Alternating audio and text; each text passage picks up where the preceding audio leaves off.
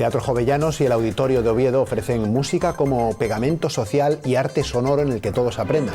Es lo que van a poder disfrutar estudiantes de 5 conservatorios asturianos que participan en el concierto Next Gen junto a profesionales de la OSPA. Hemos estado en los ensayos.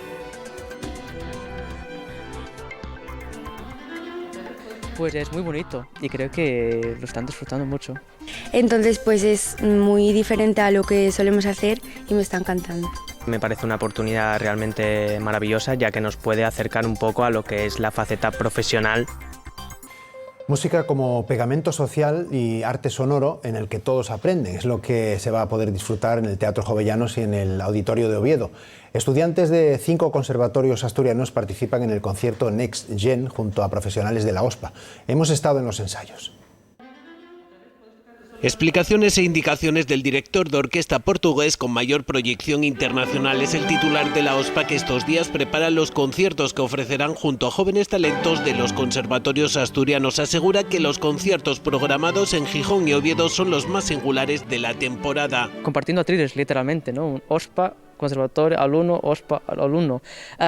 Y claro, mientras yo doy indicación a uno, pues hay un flauta que dice algo y el colega de oboe también.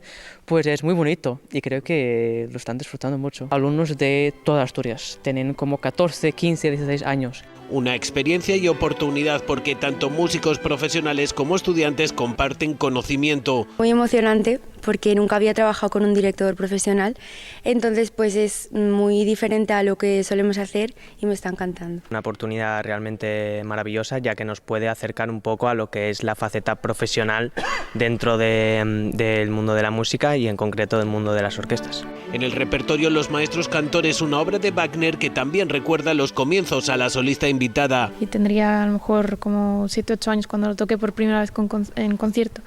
Y tocarlo con gente joven pues es algo que me encanta porque tienes la oportunidad de trabajar realmente y están como prestando muchísima atención. La cara es el espejo del alma y también de lo que se transmite al público. Aún hay entradas para disfrutar de este espectáculo que el jueves se disfrutará en Gijón y el viernes en Oviedo.